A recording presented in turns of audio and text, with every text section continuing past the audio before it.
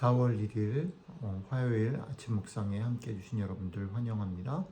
저희는 사순절 기간 동안 계속해서 주님께서 요한복음에서 말씀하신 나는 누구이다 라는 선언들을 하나하나 좀 생각해 보고 있는데, 이번 주에는 요한복음 11장 전체를 좀 살피면서 예수님이 부활이요 생명이다 라는 말씀의 의미들 생각해 보고 있습니다. 오늘 요한복음 11장 17절부터 27절까지 읽고 같이 생각을 나눠보도록 하겠습니다. 예수께서 와서 보시니 나사로가 무덤에 있은지 이미 나으리라. 베다니는 예루살렘에서 가깝기가 한 오릭쯤 되매 많은 유대인이 마르다와 마리아에게 그 오라비의 일로 의문하러 왔더니, 마르다는 예수께서 오신다는 말을 듣고 곧 나가 맞이하되 마리아는 집에 앉았더라. 마르다가 예수께 여짜오되 주께서 여기 계셨더라면 내 오라버니가 죽지 아니하였겠나이다. 그러나 나는 이제라도 주께서 무엇이든지 하나님께 구하시는 것을 하나님이 주실 줄을 아나이다. 예수께서 이르시되 네 오라비가 다시 살아나리라. 마르다가 이르되 마지막 날 부활 때에는 다시 살아날 줄을 내가 아나이다. 예수께서 이르시되 나는 부활이요 생명이니 나를 믿는 자는 죽어도 살겠고 무릇 살아서 나를 믿는 자는 영원히 죽지 아니하리니 이것을 내가 믿느냐? 이르되 주여 그러하외다. 주는 그리스도시요 세상에 오시는 하나님의 아들이신 줄 내가 믿나이다. 아멘. 어제에 이어서 요한복음 11장 전체는 예수님과 사람들의 계속되는 오해와 소통의 부재를 보여주는 장면들로 연속 이어지고 있습니다. 어제는 제자들과 예수님의 소통의 부재를 보여줬다면, 오늘은 그 대상이, 그 주인공이 마르다로 바뀐 것이죠. 제자들에서 마르다로 왔다라고 말할 때 이것이 갖는 의미들이 있겠다 싶습니다. 어제도 잠깐 말씀드렸듯이 마르다, 마리아, 나사로가 예수님과 갖는 그런 어떤 관계라는 것은 제자들이 그나마 다른 사람들보다는 좀 친밀하지만, 같이 거하지만 약간 공적인 관계라면, 마르다, 마리아, 나사로와 예수님이 갖는 관계는 대단히 어떻게 보면 사적이고 친밀함을 대표하는, 그러니 예수님의 마음을 이들이 제일 잘 알고 어떻게 보면 예수님을 제일 사랑하고 또 섬기려고 했던 그런 대표성을 가지는 그런 존재가 아닐까라는 생각을 해보는 겁니다. 근데 여전히 그런 대표성을 가진 마르다를 등장시켜서 그녀가 예수님과 소통이 잘 안 되는 모습을 보여주는 것, 그것이 어떤 의미인가 하는 것을 우리가 좀 생각을 해볼 필요가 있고, 제자들과 마르다는 어떤 면에서 좀 같고 다른가라는 생각들을 좀 이어가면 좋겠다 싶습니다. 잠시 내용을 살펴보면 시작하는 장면에서 어제랑 좀 비슷하게 어떤 상황을 설명하는 것으로 시작합니다. 그런데 상황 설명이 이렇습니다. 나사로가 무덤에 있은지 이미 나흘이라. 무덤에 들어간 지 이미 나흘이 지났다. 이 말을 왜 서두에 꺼내고 이런 상황 속에서 시작된다라는 게 뭘 의미하는 걸까요? 그렇습니다. 지금 예수님과 이 사람들 사이에 놓인 상황이라는 것은 주님이 무언가를 이제 능력을 발휘하거나 실행하기에는 너무 늦은 시간, 너무 상황이 어려워졌음을 암시하는 거지요. 상황이 그렇기 때문에 거기 있었던 사람들은 당연히 주님을 기대하기가 어렵습니다. 기대하지 않는 거지요. 그런 상황 속에서 오늘 사건은 시작이 된다라는 겁니다. 자, 그런데 그런 상황 속에 등장되는 존재가 마르다인 거죠. 마르다는 그런 상황들 속에 어떻게 보면 어제 제자들과 그리고 거기 모인 무리들과 크게 다르지 않은 면이 있지만, 또 마르다만의 독특한 면을 또한 가지고 있습니다. 자, 본문을 한번 잠시 읽어보겠습니다. 마르다가 예수님이 오셨다라는 소식을 듣고 달려와서, 마리아는 집에 있는데 마르다는 달려와서 주님에게 첫 번째 이렇게 말합니다. 주님께서 여기 계셨더라면 내 오라버니가 죽지 아니하였겠나이다. 그러나 나는 이제라도 주께서 무엇이든지 하나님께 구하시는 것을 하나님이 주실 줄 아나이다. 두 문장으로 구성되어 있죠. 주께서 여기 계셨더라면 내 오라버니가 죽지 아니하였겠습니다. 과거에 대한 얘기. 현재에 대한 얘기는 그러나 뒤에입니다. 나는 이제라도 주께서 무엇이든지 하나님께 구하시는 것을 하나님이 주실 줄을 압니다. 자, 앞에 얘기는 사실은 아까 상황 설명을 얘기하는 그것과 같고 거기에 있는 사람들과 마르다도 생각이 다르지 않다는 것을 보여줍니다.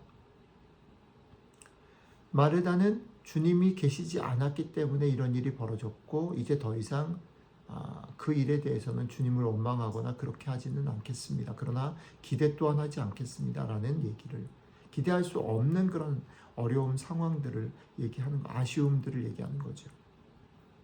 그런데 그러나 이후에는 조금 다릅니다. 그러나 이후에는 그런 아쉽고 사실은 이제 더 어려워진 상황들 속에서도 불구하고 나는 주님이 구하는 것을 아버지께서 들어주실 것을 믿고 알고 있습니다. 라는 자기는 좀 다르다. 상황은 모두가 다 그렇게 알지만 저들과는 내가 좀 다르다라는 표현을 합니다. 그런데 마르다의 이 표현을 잘 읽어볼 필요가 있습니다. 마르다가 만약에 이것을 확신하고 얘기를 했다면 이렇게 말해야 맞습니다. 그러나 나는 주님이 기회를 잃어버리셨지만 죽어있는 내 오라버니를 당신이 주님이 살리실 것을 믿습니다. 이렇게 말하는 게 맞습니다. 그런데 마르다는 사실은 이것을 퉁치고 일반적인 것으로 그냥 얼버무려 버립니다. 주님이 말씀하시면 하나님이 주실 줄을 압니다. 이것은 믿음의 표현인 것 같지만 사실 믿지 못하는 것을 감추고 포장하는 표현입니다. 왜냐하면 이것의 증거는 바로 이어지는 예수님과 마르다의 대화 속에서 드러납니다.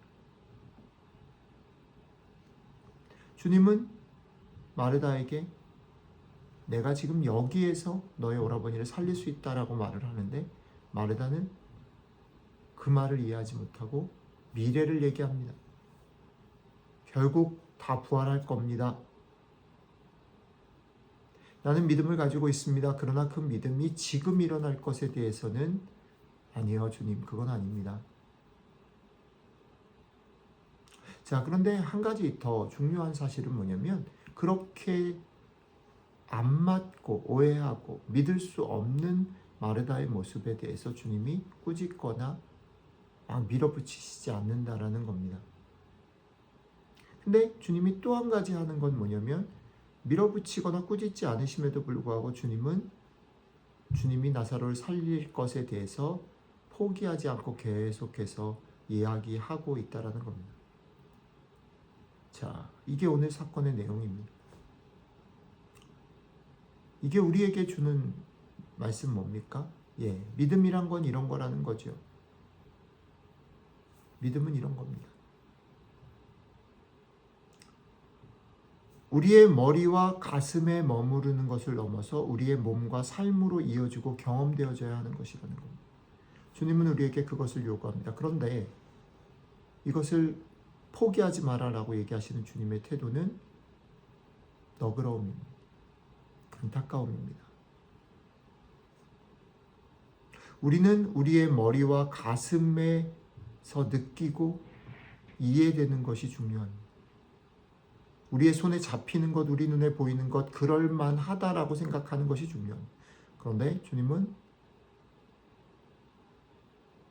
그렇지 못한 우리들의 형편을 잘 아십니다. 그래, 믿음을 갖고 사는 일은 그렇게 쉬운 일이 아니지. 그러니 적은 숫자가 겨우 믿음을 지키고 있는 거지. 그러니 너무 너희들 자신을 자책하지 마. 나도 너희를 꾸짖지 않아. 그런데 꾸짖지 않지만 그 믿음으로 나오지 않으면 너희는 이 문제를 해결할 수 없어. 나는 너희들이 이 문제를 해결해서 구원받기를 원해. 행복하기를 원해. 그러니 이걸 포기하지 않아줬으면 좋겠어. 너희를 너무 자책하지도 말고 상황 속에 묻혀서 이것을 포기하지도 않기를 바라시는 주님의 마음이 담겨 있는 겁니다. 그런 면에서 믿음은 머리와 가슴에 머무르는 것을 넘어서 우리의 몸과 삶으로 이어지고 맛보아지고 경험되어져야 하는 것입니다. 미래의 어느 시간에 혹은 우리가 고백하는 어떤 신앙의 고백의 어느 부분, 교리의 어느 부분에서 있는 것이 아니고, 그리고 이 길이 옳기 때문에 그냥 잘 버티고 있으면 언젠가는 잘 되겠지가 아니라, 우리가 그것을 하기 위해서라도 우리는 여기에서 일어날 것들을 기대하고 포기하지 않고 걸어가야 합니다. 오늘 우리의 기도가 이것이었으면 좋겠습니다. 여러분들이 기도하는 내용들 중에 곰곰이 생각해 보십시오. 꽤 오랜 시간 동안 응답이 없이 답답하게 흘러온 것들이 있지 않습니까? 우리 마음속에 정말 간절한 마음으로, 우리의 삶 가운데 간절한 마음으로 기도를 하지만 그것들이 응답되는 것이 지연되는 일들이 있지 않습니까? 우리의 삶은 여전히 바뀌지 않고 여전히 낙심이 될 수밖에 없는 상황들 가운데 있는 일들이 있지 않습니까? 그런 상황에서 두 가지를 기억하십시오. 하나는 여러분들 자신을 너무 자책하지 마십시오. 그리고 두 번째는 그러니 자책하지 않는 마음으로 기대를 포기하지 마십시오. 이 두 가지가 오늘 주님께서 여러분들과 저에게 주시는 말씀입니다. 이 말씀 때문에 힘을 내서 오늘 하루도 담대하게, 당당하게, 덤덤하게 걸어가시는 여러분들과 제가 되시기를 주님의 이름으로 축복합니다. 기도하겠습니다. 예, 주님, 우리들은 우리가 아는 것, 우리가 보는 것, 우리가 느끼는 것, 우리가 생각하는 것에 갇혀서 그렇게 되지 못하는 우리들의 모습과 우리들의 믿음을 바라보며 자책하고 원망하고 낙심합니다. 그러다가 주님을 바라보고 주님을 믿는 믿음을 포기하고 그냥 주저앉아 버립니다. 그런 저희들에게 오늘 다시 오셔서 너무 자책하지 마. 그 길이 그렇게 쉬운 길이 아니야. 그 길이 그렇게 짧게 끝나는 길이 아니야. 내가 알아. 너희의 마음을 알고 너희를 귀하게 여겨. 그러니 내가 너희를 알아주는 것, 그것 알고 힘내서 포기하지 말고 오늘도 걸어갈 수 있으면 좋겠어. 말씀해 주셔서 감사합니다. 오늘 우리의 삶이 이런 하나님의 음성과 하나님의 돌보심을 구체적으로 맛보고 힘내는 하루 될 수 있도록 함께 해주시면 좋겠습니다. 감사드리며 우리 주 예수님 이름으로 기도드렸습니다. 아멘.